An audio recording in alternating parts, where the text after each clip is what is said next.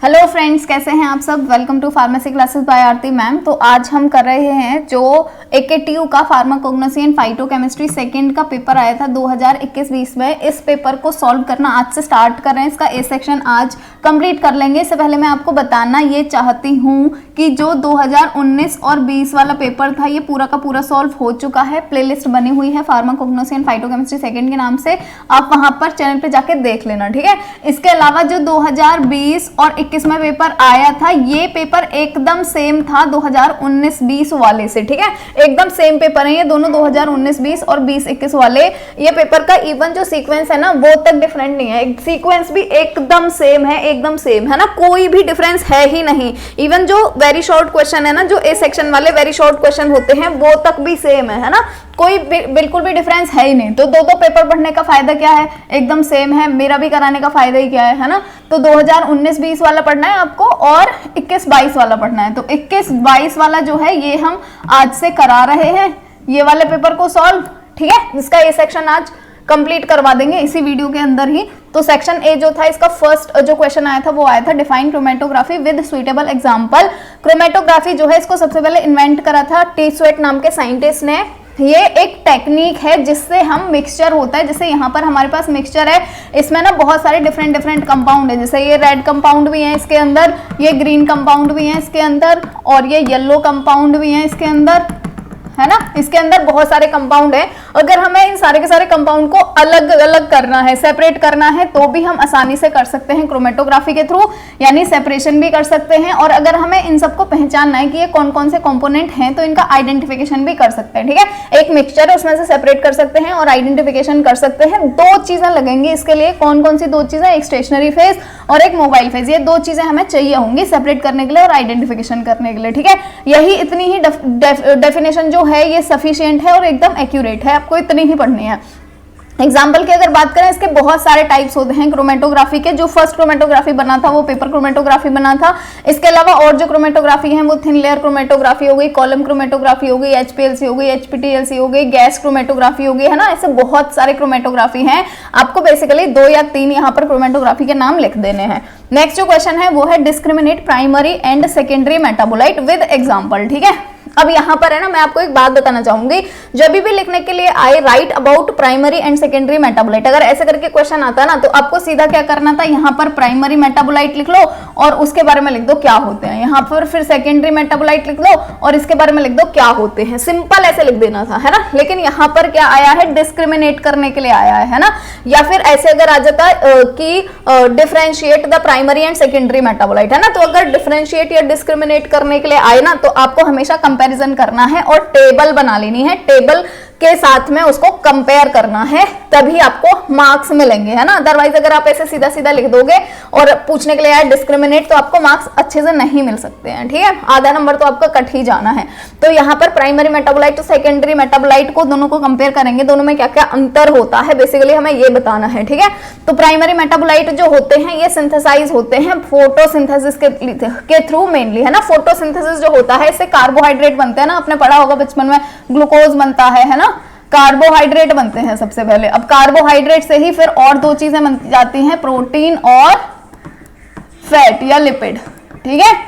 ये दोनों चीजें और बन जाती हैं प्लांट के अंदर। तो बेसिकली ये जो 3 चीजें हैं ना यही ही होती हैं प्राइमरी मेटाबोलाइट, ठीक है। ये तीनों चीजों की बनना स्टार्ट कहां से हुआ है, फोटोसिंथेसिस से स्टार्ट हुआ है, ठीक है। अब हम आते हैं सेकेंडरी मेटाबोलाइट किससे बनते हैं। तो सेकेंडरी मेटाबोलाइट जो होता है ना फोटोसिंथेसिस का उसमें कोई रोल नहीं होता है। ये कैसे सिंथेसाइज होते हैं, जो 3 प्राइमरी मेटाबोलाइट अभी हमने पढ़े हैं, इन तीनों प्राइमरी मेटाबोलाइट को यूज करके सेकेंडरी मेटाबोलाइट बनते हैं ना। जैसे प्राइमरी मेटाबोलाइट बन गए, कार्बोहाइड्रेट बन गए, प्रोटीन बन गया, फैट बन गया, सब कुछ बन गया। अब इन तीनों चीजों को यूज करके सेकेंडरी मेटाबोलाइट बनते हैं, है ना। तो ये यूज करके बनते हैं प्राइमरी मेटाबोलाइट को। नेक्स्ट आते हैं प्राइमरी मेटाबोलाइट का काम क्या होता है बेसिकली। तो जो प्राइमरी मेटाबोलाइट होता है ना उनका काम भी प्राइमरी होता है, सबसे ज्यादा इंपॉर्टेंट काम होता है। जो प्राइमरी मेटाबोलाइट होते हैं ना वो डायरेक्टली इन्वॉल्व होते हैं ग्रोथ, रिप्रोडक्शन और डेवलपमेंट में, ठीक है।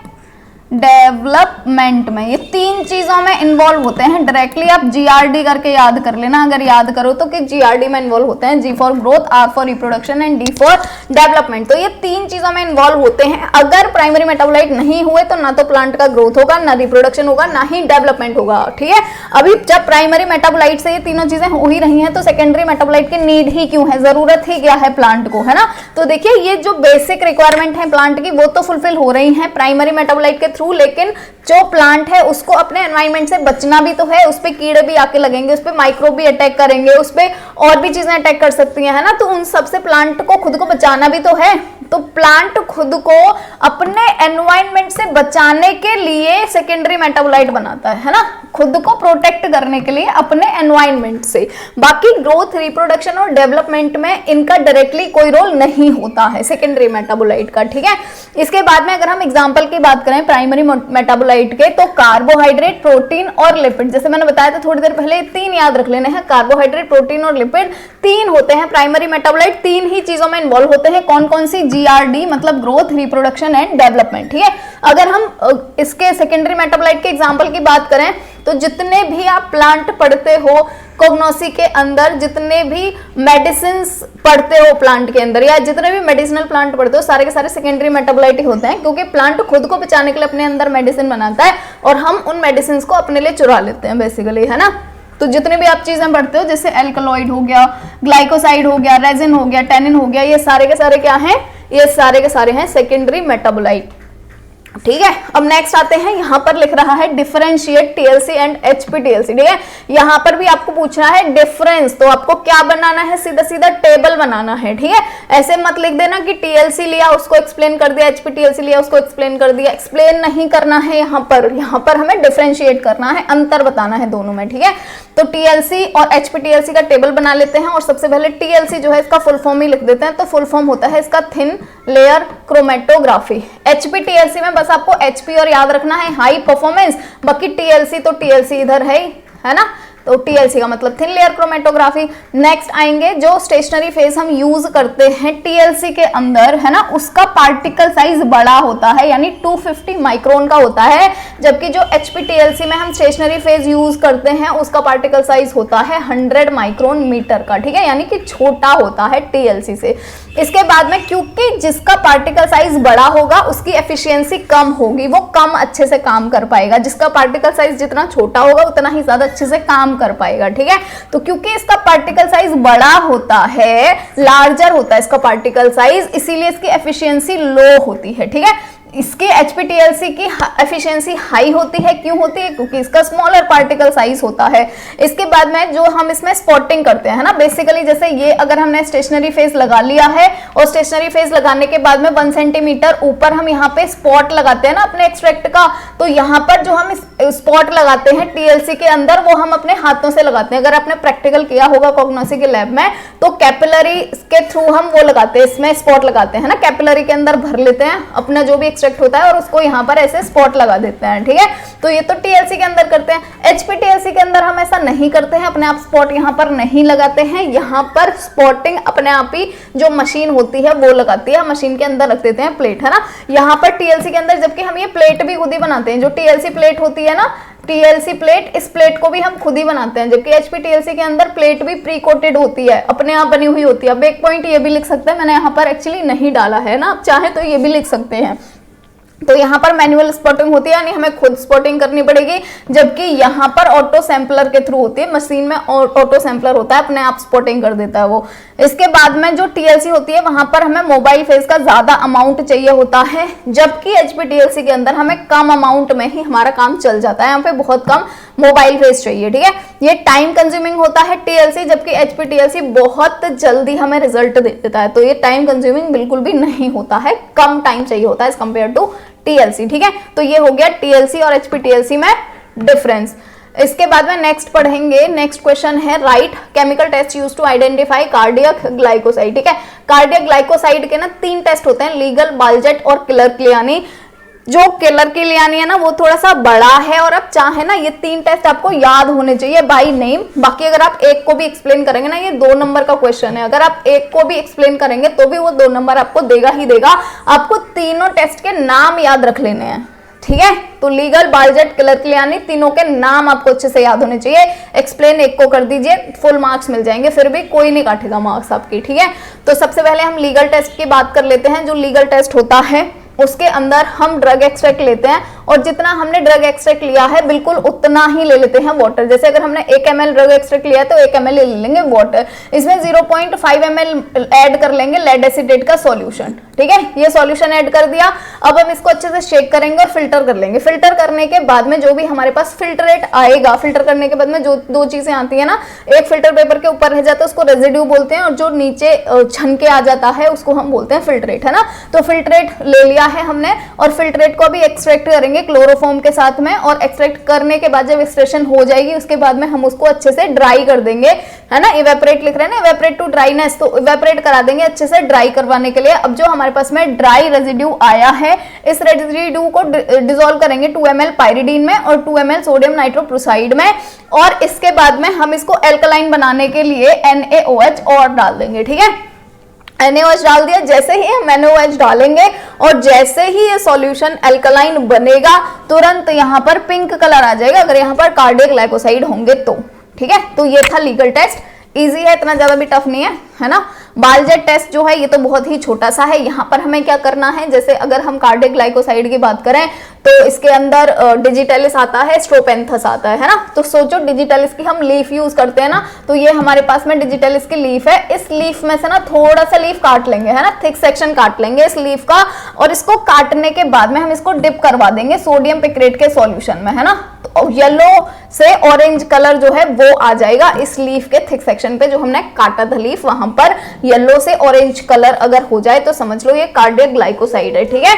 तो इसके बाद में हम बढ़ते हैं नेक्स्ट।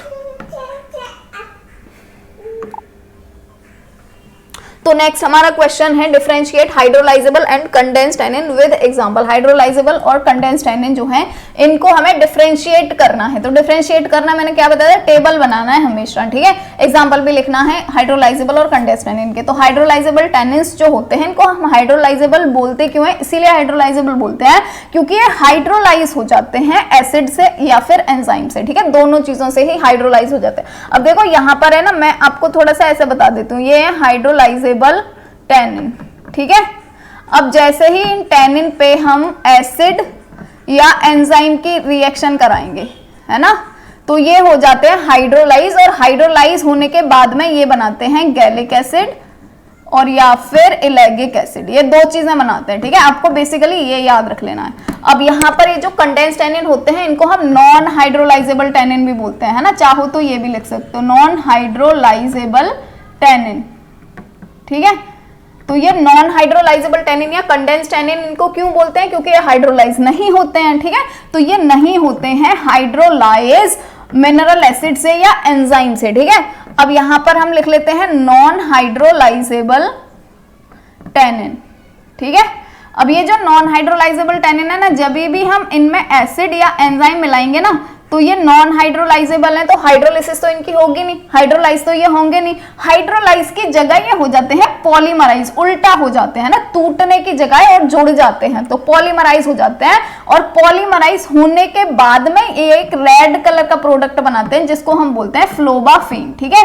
तो क्या बना लिया इन्होंने बना लिया फ्लोबाफीन, ठीक है। और ये रेड कलर का होता है, ये भी याद रख लेना है आपने। इसके बाद में ये जो रेड कलर का फ्लोबाफीन सब्सटेंस बना, अगर हम इसका ड्राई डिस्टिलेशन कराते हैं, ये हमने करा दिया इसका ड्राई डिस्टिलेशन, तो ड्राई डिस्टिलेशन कराने के बाद ये एक प्रोडक्ट बनाते हैं जिसको हम बोलते हैं कैटेकॉल, ठीक है। ये बन गया कैटेकॉल। तो आपको सिंपली बस ये याद रखना है, ठीक है। हाइड्रोलाइजेबल टैनिन एसिड या एंजाइम से रिएक्शन कराने पे हाइड्रोलाइज हो जाएंगे और गैलिक और इलेगिक एसिड बनाएंगे, जबकि जो नॉन हाइड्रोलाइजेबल टैनिन है वो हाइड्रोलाइज नहीं होते हैं, इवन वो पॉलीमराइज हो जाते हैं अगर हम उनकी एसिड या एंजाइम से रिएक्शन करवाते हैं, और ये फ्लोबाफीन नाम का एक रेड कलर का सब्सटेंस बनाते हैं। जब फ्लोबाफीन का हम ड्राई डिस्टिलेशन करवाते हैं तो ये कैटेकॉल बना लेता है, ठीक है। आपको बेसिकली इतनी चीज याद रखनी है, चाहे अपने वर्डिंग्स में लिख देना, कोई दिक्कत नहीं है ना। अगर हम एग्जांपल की बात करें हाइड्रोलाइजेबल टैनिन, तो आपको बेसिकली ए बी याद रखना है ना, ए बी मतलब आंवला और बहेड़ा। अगर इसकी बात करें कंडेंस्ड टैनिन की, तो ये आपको याद रखना है एसी से, यानी कि अशोका और कटेचू, ठीक है। ये हो गए इसके एग्जाम्पल। इसके बाद नेक्स्ट क्वेश्चन पढ़ेंगे, write the biosource and medicinal uses of benzoin and clove. ठीक है, तो यहाँ पर सबसे पहले हम लिख लेते हैं बायोलॉजिकल सोर्स बेंजोइन का। तो बेंजोइन जो होता है हम इसको ऑब्टेन करते हैं स्टेम से, और किसके स्टेम से? स्टाइरेक्स टोनकिनेंसिस, जिसकी फैमिली होती है स्टाइरेसी। ठीक है, तो आपको बेसिकली स्टाइरेक्स और स्टाइरेसी फैमिली याद रखने हैं, टोनकिनेंसिस इसका स्पीशीज होता है। ठीक है, तो ये हो गया बायोलॉजिकल सोर्स। और हाँ, मैं यहाँ पे आपको एक बात और बताना चाहती हूँ, जब भी आप बायोलॉजिकल सोर्स लिखते हैं ना, तो बायोलॉजिकल सोर्स में 4 चीजें हमेशा होनी चाहिए। एक तो होना चाहिए पार्ट ऑफ प्लांट, कि हम प्लांट का कौन सा पार्ट यूज कर रहे हैं। सेकंड इसका जीनस होता है, थर्ड इसका स्पीशीज, और फोर्थ इसका फैमिली। ठीक है, तो जब तक आपने ये 4 चीज नहीं लिखी ना, तब तक बायोलॉजिकल सोर्स अधूरा माना जाता है। तो आपको ये 4 चीज जरूर लिखनी है बायोलॉजिकल सोर्स के अंदर। ठीक है, अब नेक्स्ट लिखते हैं मेडिसिनल यूजेस बेंजोइन के। तो बेंजोइन जो होता है इसको हम एंटीसेप्टिक की तरह, एक्सपेक्टोरेंट की तरह यूज करते हैं। ये यूज होता है कॉस्मेटिक्स के प्रिपरेशन में, फिक्सेटिव्स की तरह, और ये परफ्यूमरी में भी यूज होता है, और ये एंटीऑक्सीडेंट की तरह भी काम करता है। ठीक है, नेक्स्ट है biological source medicinal uses clove के। तो क्लोव जो होता है वो हमें किससे ऑब्टेन होता है? फ्लावर बड से। ठीक है, फूल जो होता है वो फूल नहीं बन पाता है, फूल बनने से पहले कली होता है ना, उस कली को ही हम तोड़ लेते हैं। ठीक है, तो फ्लावर बड ये क्या हो गया? पार्ट हो गया प्लांट का। ठीक है, जैसे मैं बता रही थी 4 चीजें लिखनी जरूरी, तो ये हो गया पार्ट, फ्लावर बड, और किसकी? यूजीनिया कैरियोफिलस, इसकी फैमिली होती है मिरिटेसी। ठीक है, तो इसके बाद में मेडिसिनल यूजेस पढ़ेंगे क्लोव के। तो क्लोव जो होता है उसको हम एंटीसेप्टिक की तरह यूज करते हैं, स्टिमुलेंट की तरह यूज होता है, कार्मिनेटिव, एरोमेटिक और फ्लेवरिंग एजेंट की तरह यूज होता है। इसको हम एनोडाइन की तरह और एंटीएमेटिक की तरह भी यूज करते हैं। जो क्लोव ऑयल होता है उसको डेंटिस्ट यूज करते हैं ओरल एनास्थेटिक की तरह। ठीक है, क्लोव ऑयल जो होता है वो टूथएक को भी बंद करने के लिए यूज करा जाता है, यानी कि अगर दांतों में दर्द हो रही है तो उसको भी बंद करने के लिए हम क्लोव का यूज करते हैं। ठीक है, नेक्स्ट क्वेश्चन पढ़ेंगे। तो नेक्स्ट क्वेश्चन है, analyst the various modern method for extraction. Extraction के मेथड्स लिखने हैं, यहाँ पर ये 10 हैं। ठीक है, इन 10 में से आपको यहाँ के बाद में तो कोई नहीं छोड़ना है। देखिए, मैसीरेशन बिल्कुल नहीं छोड़ना है, परकोलेशन बिल्कुल नहीं छोड़ना है, और ये वाले जो हैं 5 ये बिल्कुल भी नहीं छोड़ने हैं। ठीक है, क्योंकि बहुत ही ज्यादा डिकॉक्शन भी इंपॉर्टेंट है ना। तो बेसिकली आपको इन्फ्यूजन डाइजेशन अगर आपको नहीं याद आता है कोई दिक्कत नहीं है, बाकी ये 8 तो आपको बिल्कुल भी छोड़ने नहीं है, क्योंकि सारे ही बहुत ही ज्यादा इंपॉर्टेंट है। वैसे तो 10 के 10 याद कर लो तो भी अच्छी बात है। ठीक है, इसके बाद में नेक्स्ट हम लिखते हैं define tannin, write the chemical test of tannin. Tannins जो होते हैं ये फ्रेंच वर्ड होता है एक टेनिन, उससे टेनिन का नाम बनाया गया है। और टेनिन का मतलब क्या होता है? टैनिंग सब्सटेंस, यानी कि जो कलर इंपार्ट करें उनको हम बोलते हैं टेनिन। ठीक है, टैनिन जो होते हैं ये basically complex organic non nitrogenous plant product होते हैं, यानी कि ये टैनिन का जितने भी आप स्ट्रक्चर्स पढ़ोगे उनमें नाइट्रोजन प्रेजेंट होगा ही नहीं, है ना। नॉन नाइट्रोजनस प्रोडक्ट होते हैं जिनकी की एस्ट्रिंजेंट प्रॉपर्टी होती है। आपको 2 चीजें बिल्कुल नहीं बोलनी है, एक तो नॉन नाइट्रोजनस और एक एस्ट्रिंजेंट प्रॉपर्टी। एस्ट्रिंजेंट प्रॉपर्टी का मतलब क्या होता है कि जब भी हम प्रोटीन को टैनिन के सॉल्यूशन के अंदर डालेंगे तो प्रोटीन का प्रेसिपिटेशन हो जाएगा, उसको बोलते हैं एस्ट्रिंजेंट, है ना। एस्ट्रिंजेंट मतलब जो प्रोटीन का प्रेसिपिटेशन कर दे या प्रोटीन को प्रेसिपिटेट बना दे। ठीक है, तो ये भी जो टैनिन्स होते हैं ये भी प्रोटीन का प्रेसिपिटेशन कर देते हैं और नॉन नाइट्रोजनस प्लांट प्रोडक्ट होते हैं। इसके बाद में नेक्स्ट पढ़ेंगे केमिकल टेस्ट टैनिन के।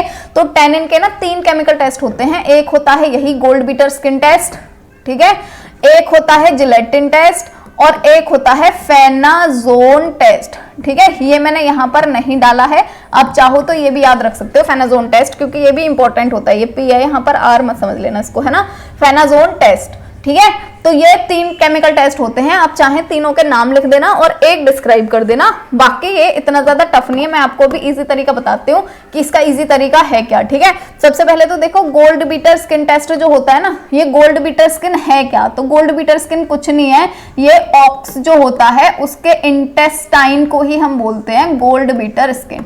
ठीक है, इतना आपको याद रखना है, ऑक्स के इंटेस्टाइन को ही बोलते हैं गोल्ड बीटर स्किन। ठीक है, अब आपको क्या करना है, देखो ये टैनिन का टेस्ट कर रहे हैं ना हम, तो एक टैनिन का सॉल्यूशन होगा, तब इस सॉल्यूशन का ही तो टेस्ट करेंगे कि इसमें टैनिन है या नहीं। ठीक है, तो आपको याद क्या रखना है, इस टैनिन के सॉल्यूशन से पहले आपको ये जो ऑक्स का इंटेस्टाइन है ना, इसको वाटर के साथ वॉश करना है और इसमें डालने के बाद भी वाटर के साथ वॉश करना है। ठीक है, तो आपको बेसिकली टैनिन के सॉल्यूशन में डालने से पहले भी वाटर के साथ वॉश करना है और डालने के बाद जब आप बाहर निकालोगे तभी भी आपको वाटर के साथ वॉश करना है। ये 2 चीजें आपको रखनी है याद।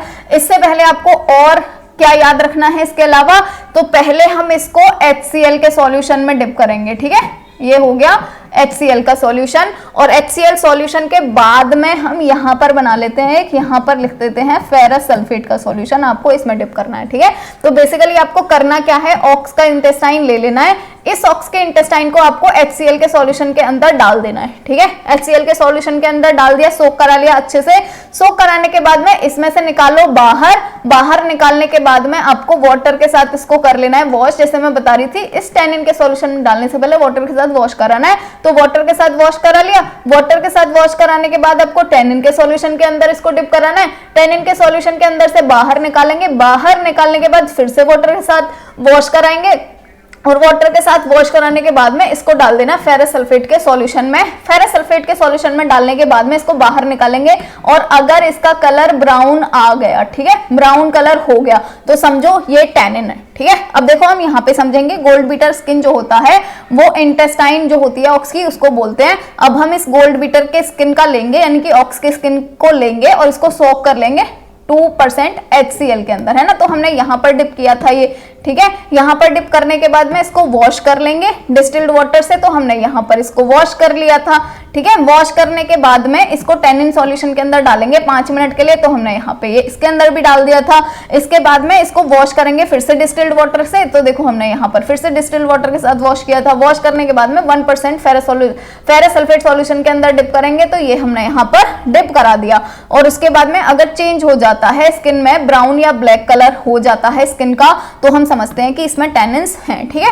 तो बेसिकली जो मैंने ऊपर बताया था ट्रिक, उसके थ्रू याद करना, ऐसे याद हो जाना है। इसके बाद में जिलेटिन टेस्ट करेंगे। जिलेटिन टेस्ट में हम क्या करते हैं, तो देखो सबसे पहले जिलेटिन का सॉल्यूशन बना लेंगे। जिलेटिन टेस्ट है तो सबसे पहले जिलेटिन से जिलेटिन याद रख लो, जिलेटिन का सॉल्यूशन बना लेंगे 1%, इसमें 10% सोडियम क्लोराइड ऐड कर लेंगे इसी सॉल्यूशन में, ठीक है। और इसके बाद में अब इसमें 1% डाल देंगे टैनिन इसी के अंदर, ठीक है।